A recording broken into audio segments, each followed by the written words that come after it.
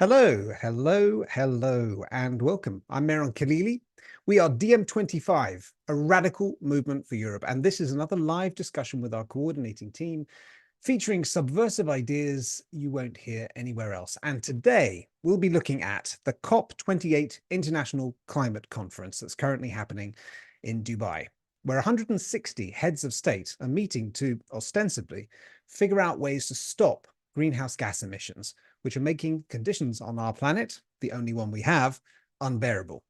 Yes, 2023 has been the most scorching year in recorded history, with a shift in temperatures unleashing floods, wildfires, and heat waves worldwide.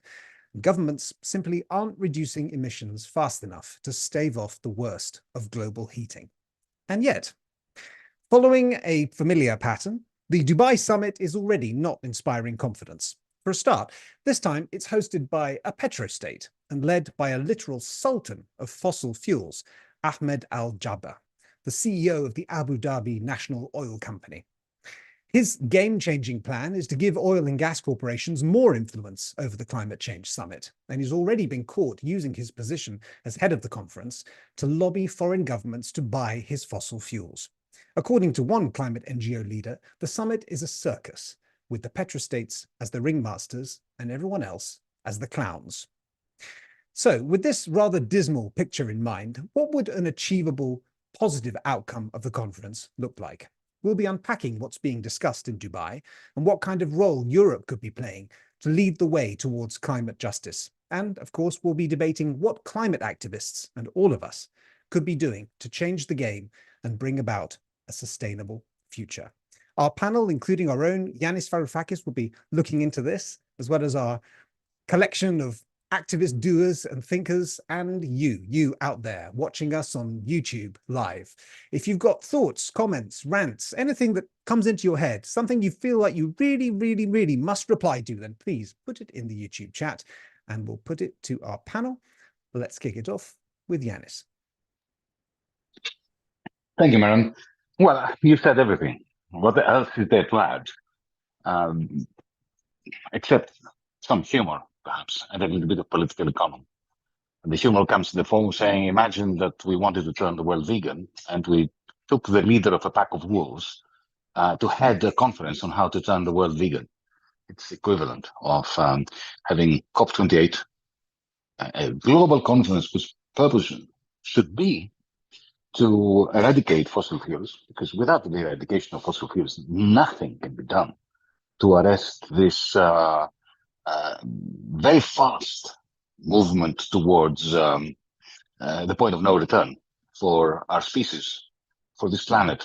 Not for the planet will survive. We won't. At least a majority of us will not. So instead of doing that, what we did was we, as the British would like to say, we put the thieves in control of the police. And here comes the political economy part, because as I said, COP28 does not stand in any way as a rational gathering and a solution, a sort of solution for the kind of catastrophe that we're facing. But the political economy part, I think, is more important. The ultra-right in the United States, the Republicans, the Trumpists, have one thing pat down, completely right. When they say that climate denial is essential for fighting communism, they are completely correct.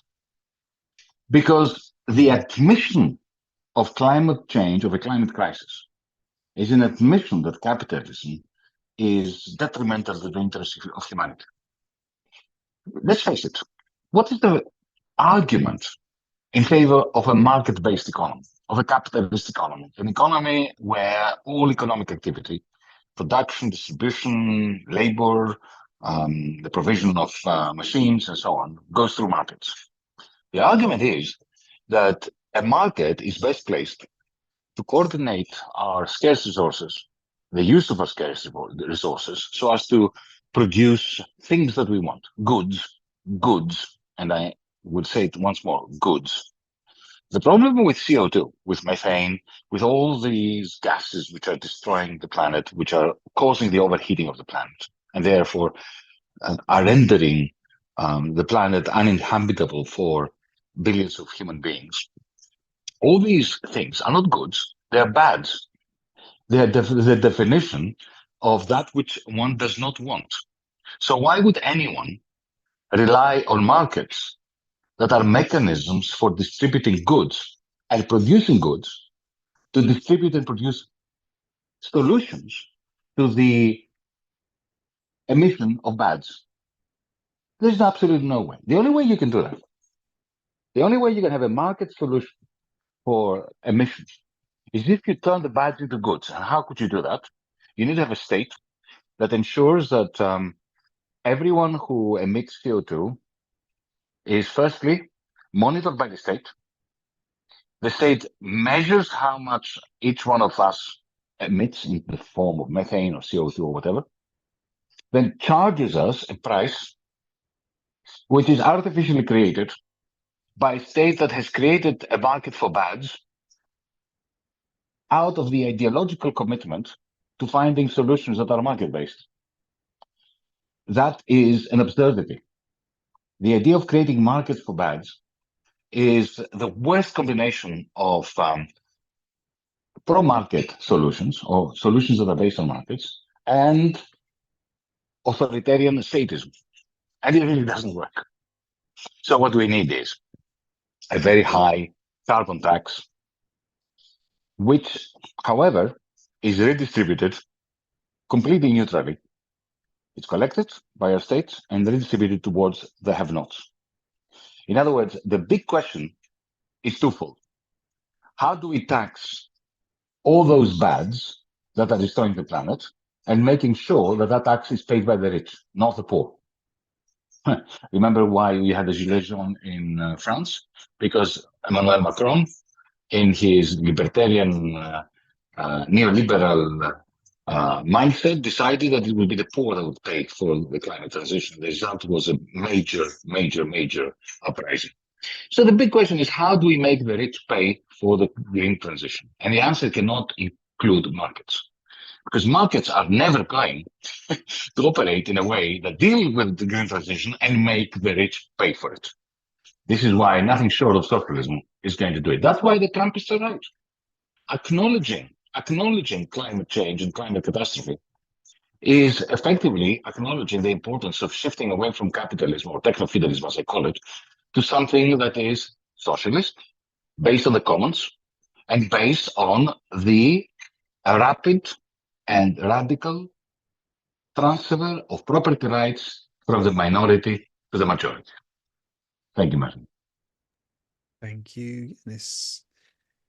Dusan Ivich, our campaign coordinator from Montenegro. I know you've been following COP. What's your take? Thanks, Mehran. Yes, for years we've been actually talking about the facade and absurdity of COP itself, and that's why we've been organizing this alternative climate conference for 3 or 4 years already, called COP Off. And our predictions turned out completely right, even though we had no previous evidence before, at least not material, of what is happening at COP. We said a long time ago that the whole point of it is to get networks, to get sponsorship deals, to do lobbying, and to get funding for the future campaigns for politicians. And when these politicians end their talks, they go to back room with the champagne and sign deals with all companies. COP28 has proved this completely right with the leaked documents and with appointing Sultan as the president of this conference. So year by year, it's getting worse and worse. And in the end of the day, we are now talking of having symbolic targets that are not even met, that are never met, and that will never be met. This has been a practice for years, and I can say the same for almost each one of the COPs. And now it is even more absurd when you look at it. For example, we get the information that more than 115 nations signed the deal to triple the investments in renewable energies, which sounds on the surface as a good thing. There are at least two big problems with this, however. The first problem is that, for example, European Commission voted nuclear and gas to be renewable and green, to be categorized and labeled as green, which neither of them are. You can check some of our articles on the website about it. One is called Nuclear is Not Green, and where we go into depth of problematic security state that would end up being with the nuclear energy, let alone the nuclear waste, etc., etc. So all of these press releases, these deals, these agreements have just been a PR that everyone who knows a bit about this conference can see through and see that it's all bad. It's, as my dog agrees, it's all false. And for the purpose of barking, I will go out and then someone can replace me. I can jump in if something else is needed. Sorry. Fair enough, Dushan. Okay, let's turn to Karen. Karen Dorigo, our colleague from Germany, based in Germany. The floor is yours. What does COP28 look like from your standpoint? Thank you, Meron. So I would like to, first of all, make a small introduction. Since the Paris Agreement in 2015, where the goal of 1.5 degrees was set, nothing basically changed. So 10 years just went by. Now with the current trajectory, we're going to reach the 3 degrees. So I spoke with an ecologist, a dear friend of mine, and he told me, well, I'm not even watching COP28 now since years because it's just a lie. We are repeating exactly the same things for 20 years now. And the premises of this COP, as you said, I mean, are really not encouraging. There were two topics now that were discussed. One was the main topics, let's say, loss and damage fund. Basically, it's just charity for the poor countries that cannot pay to fix their catastrophes, and has been discussed about 400 million euros from, I think, Germany and the UAE. Although this is just really disrespectful, I would say, because the UN calculated that we would need at least more than 300 billions. So there's really not even point to discuss about that. It was just really to give a small thing for the smaller countries. And then there was the Declaration on Climate and Health, which basically is something that for me it was already taken for granted, but actually no, it has to be officialized now because it has been recognized that health issues are correlated to climate change. So with global warming also, more and more diseases will spread because of the different temperatures. And also there, the first point is to make health systems resilient. So in all this, Yanis was saying that, the far right is doing well, but on a business point of view, for me, it's exactly the contrary, because actually prevention is the cheapest and most effective and efficient way to prevent disaster and not to pay more after. So this, first of all, is describing very well that these businessmen are really not very good in their job, or they are very short-term, they are really thinking just short term. So the problem is that their actions are affecting us immediately. And yeah, the problem is that there are a lot of people in the world who have understood that basically we have to do something to change. Just we are doing it in our very own small circle. We are like recycling, we are not owning a car, we are really trying to fight over consumption. And though we have to see every day on social media, for example, that there are these billionaires bragging about their super fantastic sustainable yachts, while we are really struggling every day. And exactly in that moment, it comes to my mind all the efforts that we people are doing, and that they are really destroyed at the same second from these people. So this is exactly why actually I candidated for Mera25, because I'm so tired of seeing these things. I want them to pay for the green transition. I want really them to pay for a better transport system. Otherwise, I mean, we cannot really, we cannot wait for all of us to put together our efforts, because we are too few and they're not powerful enough, actually.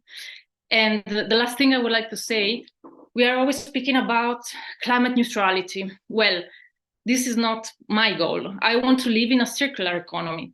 I want to live in a climate positive environment and really doing real good to the earth. Thank you.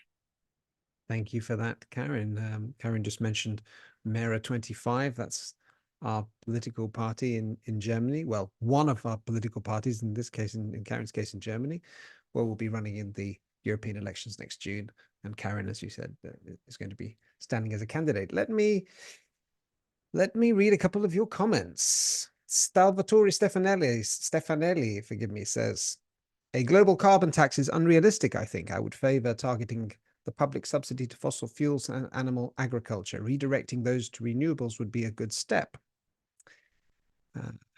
Sandra Jones notes that fossil fuel is all around us and in our everyday life. Your computers and cell phones are possible only with fossil fuels. And Shiny Warm notes about Just Stop Oil and Extinction Rebellion, that in the UK, these groups, these climate activist groups, adopted a strategy of mass arrest. But is this really effective? It seems problematic for many people already marginalized, but what could be better ways of mass mobilization? So Dushan, because your dog interrupted you, the natural world intruding into this Zoom, I'd like to bring you back in, if I may, just to continue with your points about the summit. And also, please, if you can comment on some of the things that were discussed there. For example, big oil pushing their solution to suck carbon out of the atmosphere and store it. John Kerry from the US and Emmanuel Macron are all about nuclear. Just give us a sense of what are the competing arguments that are being bandied about in Dubai.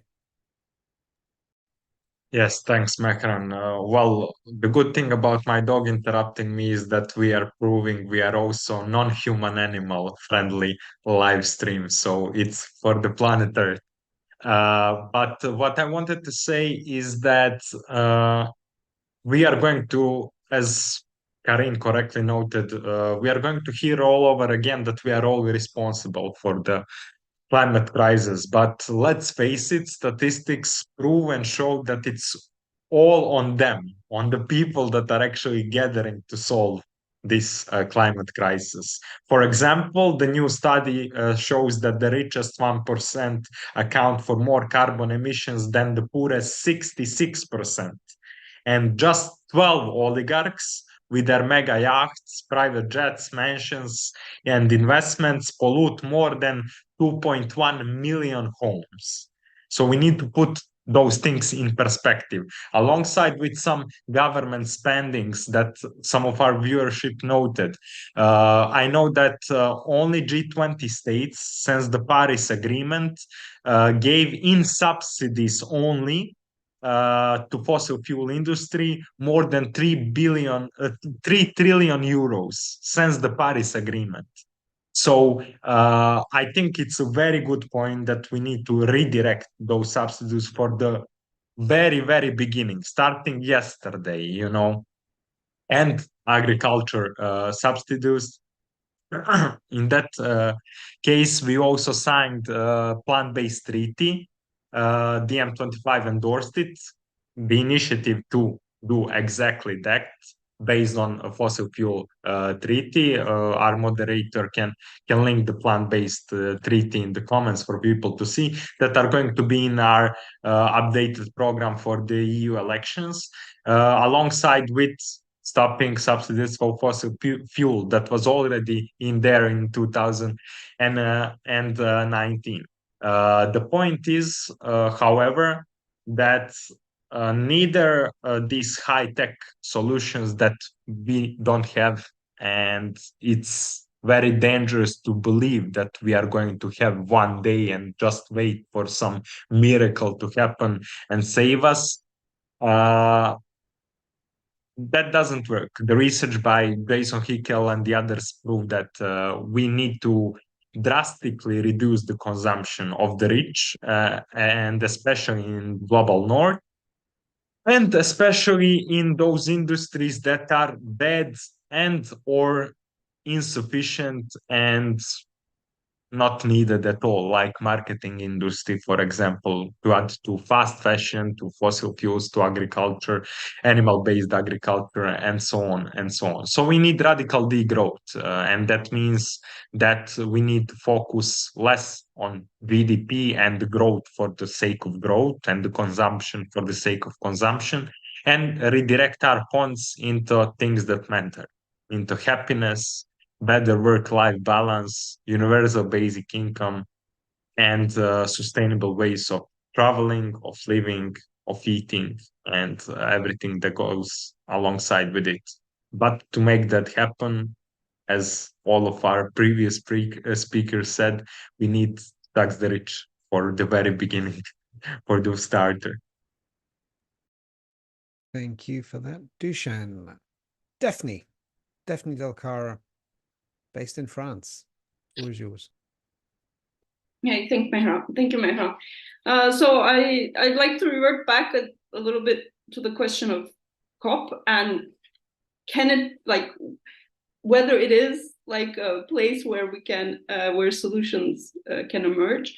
And just very briefly, I would want to just give you one fact to maybe answer this question. The first time there was plans to reduce coal in COP negotiations, we're in COP 26, and I'm not saying fossil fuels, just coal, and 2 years ago. This should give you an idea about the nature of the shift we need and what has been delivered by the COP process. Okay. Second thing I want to talk about is something that Karen already touched upon. So one potentially interesting thing that came out of the negotiations for now was the loss and damage fund, which was, I guess, it was pretty accurate to identify it as a very insufficient charity for poor countries. That was nice way of determining it. But there's, I think, something even more interesting when we look at what does it entail and what it doesn't entail. So it's just like states pledging some money. It's not like a polluter pays model in any way, which would actually discourage some of the negative effects. But it's like, oh, put some money in a fund, guys. And who's put what in the fund? How interesting. So I just got some few figures from some countries. So, like, for example, the Emirates and Germany have put $100 million. France and Italy, 100 million euros.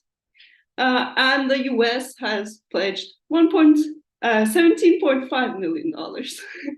So, like, one of the biggest polluters, the most wealthiest country, one of, if not, I mean, in the world, and one of the more, one of the highest fossil fuel per capita users, which is all the US. And please also consider the size of the US when comparing it to the Italy, for example. They just say, 17.5 million.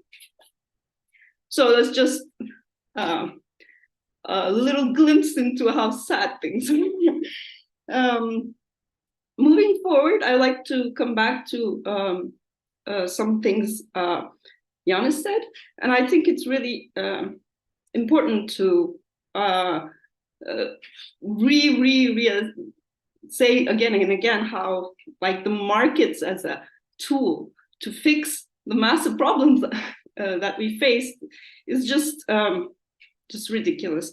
And I just want to say like a small anecdote about that. So approximately 800,000 people, 800 million people, I'm sorry, don't have access to electricity in the world. Yes, so there are these countries who have even started like the minimum of what we consider like an essential thing, which is electricity.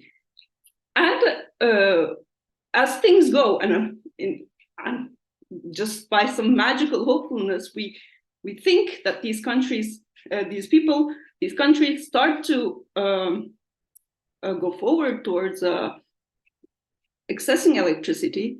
It is much more likely that they will do so in the old fashioned, because it's cheaper, it's what's available to them. And this is how also the funds are being allocated. The financial flows have been flowing throughout the world. And so, for example, only 2% of investment in renewable energies has made it to Africa. 2%. So we're locking these countries into the bad pathways, or let's say bad is to fossil fuel intensive pathways. We're not allocating the funds in a smart way because the markets are not capable of doing this. But there comes a more important question, is that we need to stop thinking of climate change as a social or environmental problem. It is an economic problem. It is deeply an economic problem, and it has the inability to see it as such just will blind us to all the solutions that can be available to us. So I think one of the interesting questions is that why has these countries only gotten 2%? And why does these countries don't have electricity to begin with? And I thought it was, again, interesting what Yanis was saying about the far right, saying, it's communism or whatever. But when I was reading the statistics, actually, I was thinking of a quote by a Brazilian Archbishop, Helder Camara, and he once said that, when I feed the poor, they call me a saint. But when I ask why the poor are poor, they call me a communist.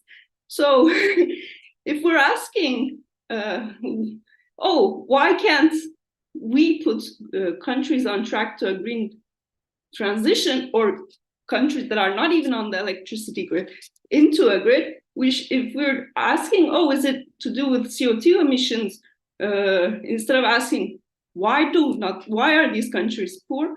Again, we end up in the same place. So I'm going on way too long. I'm so sorry. I will just say one final thing. Actually, no, thanks. Thank you very much. Thank you, Daphne. And touching on what you said there, I'd like to bring in Juliana Zita, based in Germany.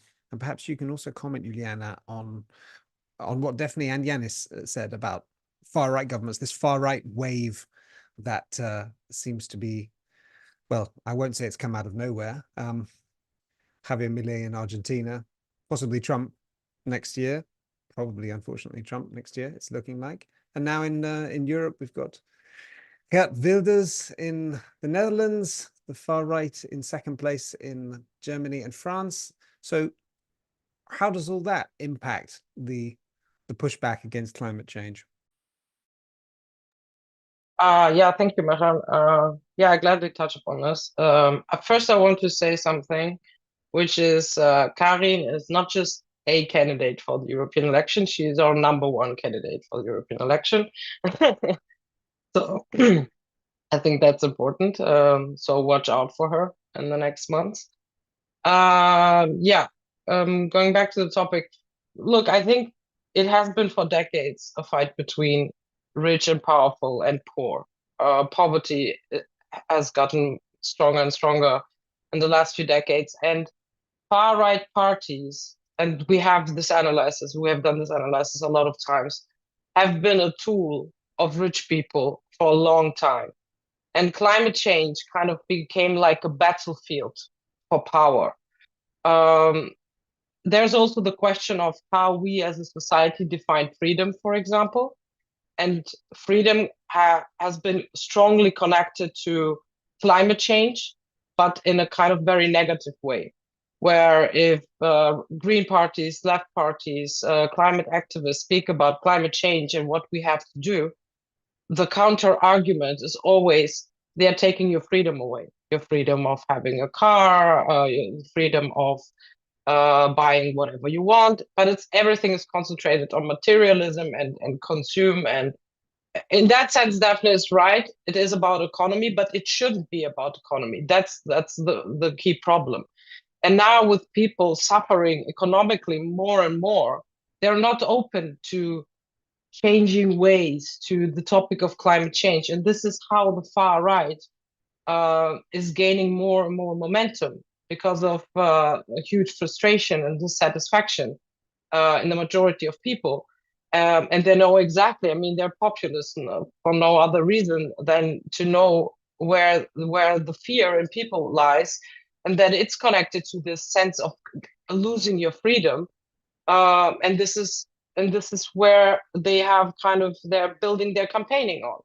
They're saying, look, I mean, look at Germany and the Green Party, the 60 billion euros of funding, which got cancelled now by the court. This whole thing started because the CDU, the Conservative Party, sued them. So there is they're in the opposition, and it's a battle for power because they want to come into government the next time. And they're doing it over dead bodies. They don't care about climate change. They just care about gaining power, and the CDU and as well as the AfD are parties who are good for the rich. So as long as these parties are in power, there's no way we will ever tax the rich. So everything that will be done with climate change will be paid by the poorest in society, and that will anger people more. And so it's like a vicious circle really going on. And I believe that society right now is like a frog in boiling water, not realizing that with every decade that we don't do anything, it will, and that's already been said, it will hurt the most poor people in society. Because still the rich, they can buy land where they're safe from climate change. They can, they will have the money to go through it for a few decades. They won't have a problem. It's the people who are financially the weakest who will suffer the most from climate change. So I think to conclude this, I think it has a lot to do with maybe starting more basic topics, like talking about how we as people like to see society in the future. I think Karin touched upon it, that we live in a kind of economy where it is about the well-being of people, where it is about the well-being of the planet, and where we realize that this is the only planet we have and that it has to be livable for us. So, because the consequences then are a lot of dead people. But the far right at this moment has managed very well to, put all these topics under the carpet and to make, to divide society even more and more. To be on top. Well, Juliana, let me ask you something, because one of the criticisms you often hear leveled at the left is that when it comes to climate change, the left actually are kind of using or exploiting climate change in order to enact their broader agenda, in order to remodel society. And this, I think, is a critique of the system change, which you're arguing is required. It's a very hard sell, though, isn't it? And isn't that one of the reasons why the far right are rising? So what would you say to that? What does realistic system change look like to you? Well, I think in DiEM we have found already, and maybe we don't even know it, but we have found a different way to approach this, where you include people in the discussion, where you're not like, this is our idea of a system change and this is what needs to be done, but where you have to have a dialogue with the people and to make sure that they know that it's also up to them. I mean, like, let's speak about how we want our future to be, but let's include everyone in the discussion and give people, I mean, that's a question of having hope. A lot of people are closed in. They think like there is no hope for a better change. So therefore, I'm not going to sit here and think about it while I'm having 2 jobs and having a lot of stress in my life. But I think we have to be the most inviting in these discussions, like maybe away from the typical left lecturing speech to the more including speech, which I think DiEM as a democratic pan-European movement has already started with this approach where we include everyone in the discussions and how they think about education, about climate change, etc. Okay, thanks for that, Juliana. Patricia Pozzo from Italy. Thank you, Meran. Shortly, I want to add a couple of more points of reflection. Going back to Yanis and, well, Juliana as well, question how make the rich to pay for the transition. Let me add one point. I do believe that we all need a new and completely political courage, which makes even unpopular choices, but choices which can be outside of the logic of electoral consensus, because this is a crucial point for our nowadays, let's say, politicians. And also a very important point which cannot never be forgotten is that the ecological transition must be a democratic transition first. But we cannot talk about these things without considering that one of the most important action to go in that direction is to create the so-called energy democracy, which means all workers should take a crucial role in decisions concerning production and use of energy. So this is a very interesting starting point. And listen to what happened in COP28. I didn't listen this kind of approach yet. So that's something that should be underlined, in my opinion. Thank you, Patricia. Some comments from the chat.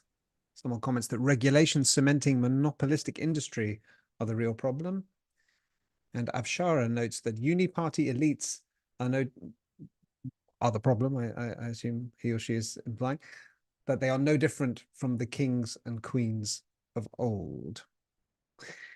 Amir Kiai, our policy coordinator based in The Hague. The floor is yours. And I would like some reaction to the carbon capture idea, which is being pushed around, just because it's getting so many headlines. This idea of unabated, what was the term? Unabated. Right. I can't remember the term. They're using this term unabated to say we will phase out fossil fuels, but we'll suck the carbon out of it and store it somewhere, and it's going to be, it's going to scale somehow. And there's been a lot of debate on that. So please. Yeah, sure, of course. I mean, the market always has a solution, right?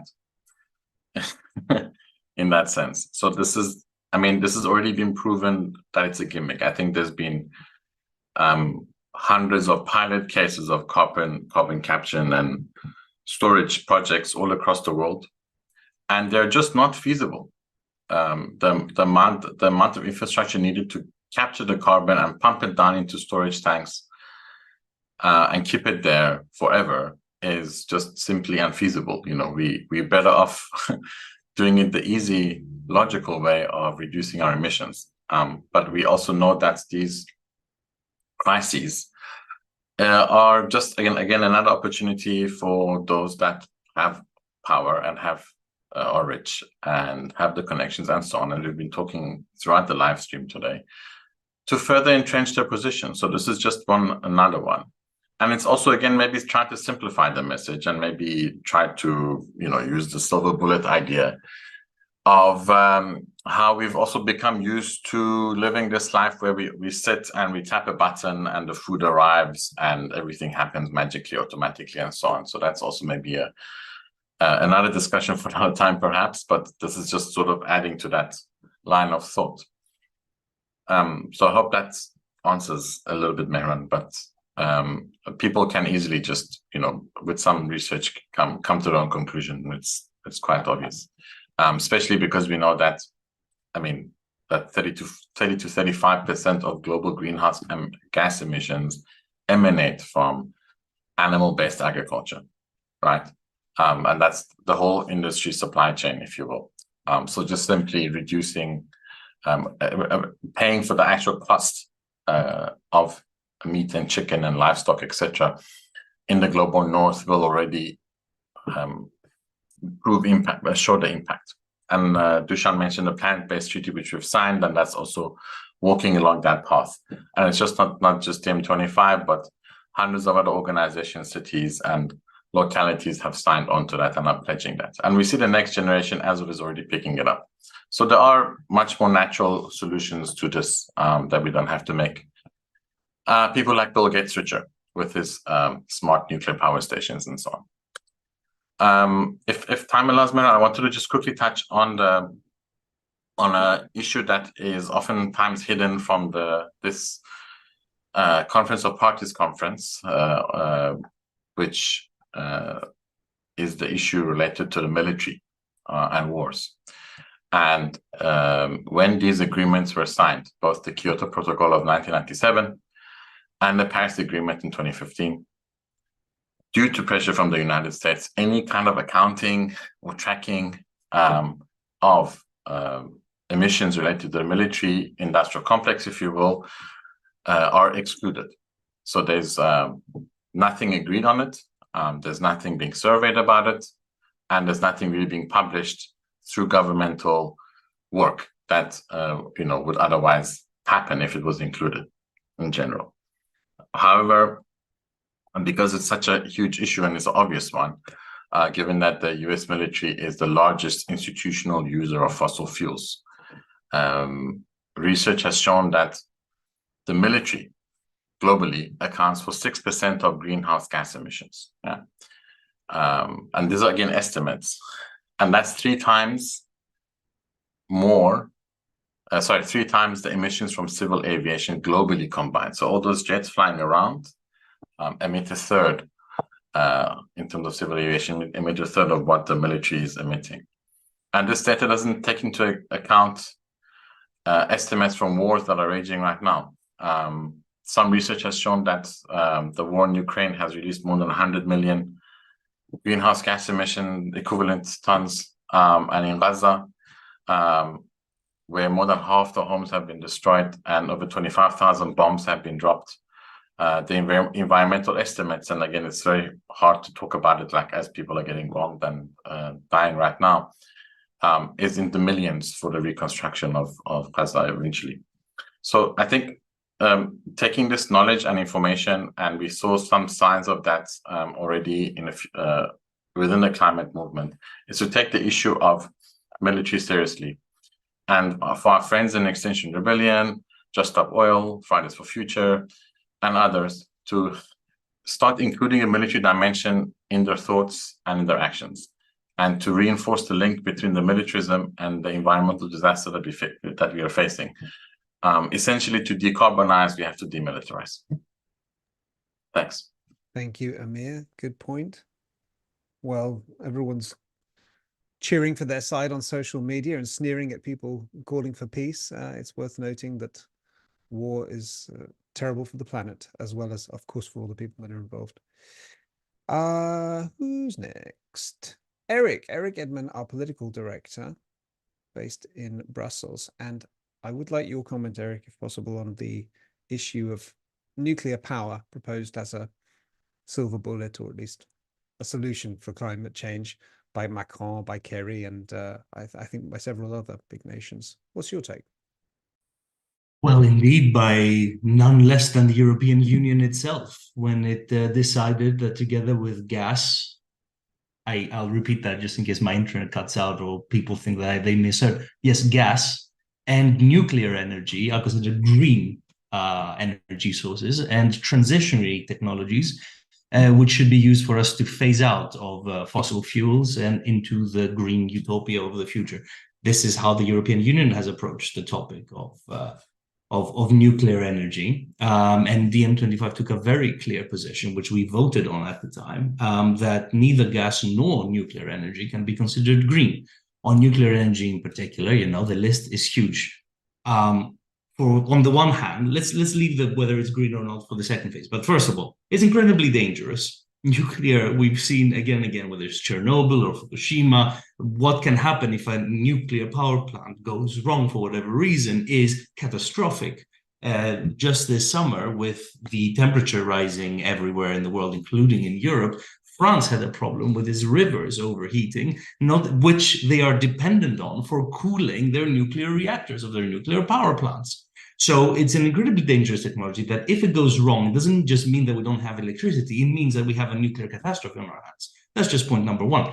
Point number two is that the nuclear byproduct from these factories, energy plants, is the basis for nuclear weapons, which in itself is morally not ambiguous, but absolutely questionable.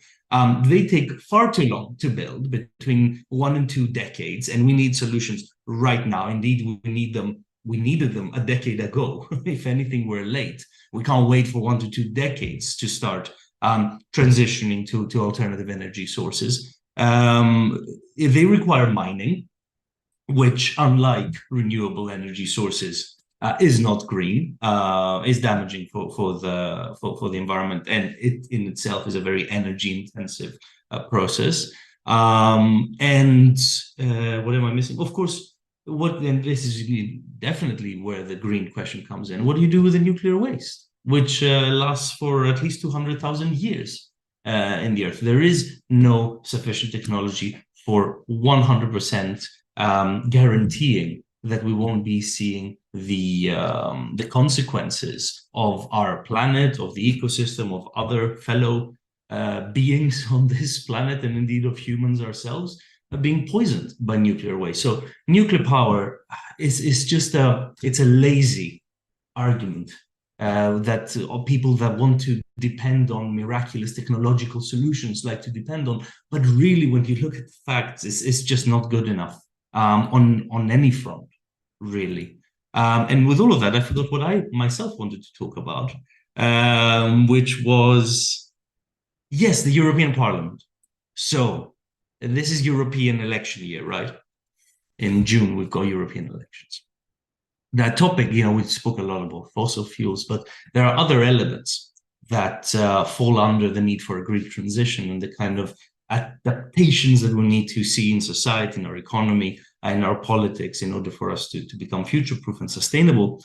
And one of them has to do with food security that we haven't spoken about at all today. Now, a couple of weeks ago, the European Parliament voted down the suggested text, the suggested regulation on pesticide control. Now, this sounds very technocratic and boring, and that's usually what the kind of shield for the European institutions is. They hide behind things that sound very dull on the surface, but in reality, behind the scenes lie a number of very important issues and also very powerful interests. So one of the few elements of the Green Deal for Europe that the European Commission tried to push for, the Green Deal, that the European Commission was trying to push for, stealing from our European Green New Deal, was the farm to fork strategy, this idea of protecting where our food comes from the beginning to the end of that chain, right? And as one of the few elements of that strategy that survived the slaughter that was the Green Deal for Europe, that basically destroyed the entire strategy, was the idea that at least we could try and control the amount of pesticides that we use. Now, this is not just important for our own health, as it's obviously very damaging for our own for our own health to consume pesticides, but it's catastrophic for nature, for ecosystems, and the rest of it. So there was a long process that had resulted in at least this file on pesticide control, cutting down on the number of pesticides, where you can use pesticides in areas that are protected, in areas close to organic and bio cultivations, a number of things. Which was the result of a lot of negotiations between different political parties, especially the liberals, who are between the conservatives, who are clearly against all of this and very pro-farmer and multinational, especially large-scale farming, and the left and the Green parties, which were obviously in favor of this regulation. And they were kind of playing kingmaker. So they managed to get it past the committee stage to the final plenary, which is where the final vote would happen. And that was the result of a lot of negotiations. But in the end, when it came to plenary, the final text was a catastrophe. A number of amendments were suggested by conservative politicians that completely gutted any content that was significant within this regulation and made the whole text irrelevant. And the reason that was achieved was the conservatives allying themselves with certain conservative elements of the Social Democrats, especially social democratic MEPs from Spain, and the Liberal Party, which at the end might promote this kind of rhetoric that they are progressive on matters such as the environment, but at the end of the day will always side with multinationals and big interests. And the result was a absolutely catastrophic text that the Greens and the Left Party themselves had to vote down, so as to not allow it to go further, because it would just create a fake impression that Europe is actually doing something on pesticide control, when in fact it is doing nothing. What is my point with all of this? First of all, that we need good people in the European Parliament. The European Parliament is a very problematic institution, but if this had gone through, it would still have been better than nothing. And this better than nothing at this very desperate stage that we're at is already important. And it's important because it creates appetite in society for more things like this, when you can show that things can happen at certain levels, such as the European Parliament. And I'm using this platform to talk about it because I'm sure that 99% of the people watching us haven't even heard about this, although it's very important as to the direction that Europe is taking in general, considering the climate catastrophe. And the other thing that is incredibly important is that, of course, a number of NGOs, environmental NGOs, bemoaned this result and were very disappointed. A lot of progressive MEPs were very disappointed. But you know who applauded it and celebrated this result? The European Association of Farmers. So the farmers themselves were actually against this regulation because it disrupts the status quo in the way that they do things. And this is traditionally the type of people that we in the left seek to convince and speak to. But we have absolutely lost them, as we have said so many times in the past. These were the people lobbying very hard here in Brussels, and there's a lot of money in the farming lobby, against this kind of regulation, because they say it's problematic for their business, because it's dangerous for food security at a time where food security is already strained by the war in Ukraine, by global tensions and the rest of it.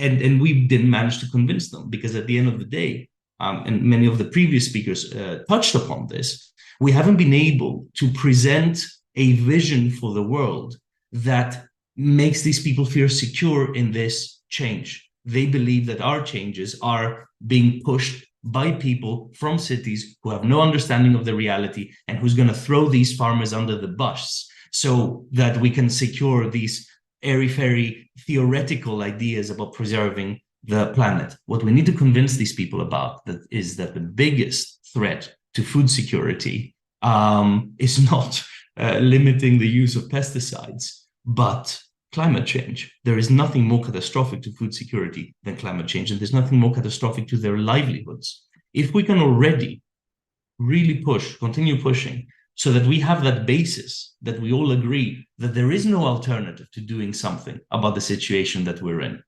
Something needs to be done, while at the same time showing these farmers that we're not pie-in-the-sky, intellectual, urban types who have no real understanding of what work is like in the fields or in the factories or for the precariat or the working class. Then we might have a chance at succeeding. But before we can successfully convince these people who are at the front line, as has been said tonight, of the climate catastrophe, then we will never be successful. And that's not just going to happen through intellectual argumentation. It's also emotional, and it's work that needs to happen on the ground. Thank you for that, Eric. 2 comments from the chat. Kevin notes that the system must be changed. History shows you can't do that from within the system, so we must create a landing pad strategy that includes a new governance model, globally planned, regionally organized, and locally executed, including citizens' assemblies, which is actually a key part of our own program for the European elections. And Kevin asks, how could we make such assemblies truly decisive? How could they ever compete with state or corporate agencies in making big decisions? So the remaining few people who speak, please try to tackle that question too. David Castro, based in Belgium. Floor is yours. Thank you, Mehran. Look, I've heard a lot of things, and I just want to go back to what we started with, which is COP, right? So bear with me a sec. I've got a radical proposition for the organizers of COP. They should just call it COP out. Just do it, honestly, because nobody's convinced anymore that COP is about anything other than solutions that benefit the few and screw the many. Because let's face it, COP is just an elaborate charade. It's a monumental cop out from addressing the genuine needs of both the people and the planet, as everybody else has already spoken about. It's an illusion. Let's call it a spectacle of smoke and mirrors. We shouldn't be duped by the slick propaganda, and there is a lot of it, and the pretense of commitment to resolving the critical environmental issues that the planet is facing. Time and again, we're bombarded with declarations about safeguarding the environment. But when it comes down to tangible action, where the hell is it? Like I've looked everywhere, I have, but I can't find it. Maybe I need stronger contact lenses, I'm not sure, or maybe a microscope, I guess, because the result must be microscopic. There's just no other explanation as far as I can see. So I don't know if the COP organizers are watching this. I think in this case, it was the United Arab Emirates government, right?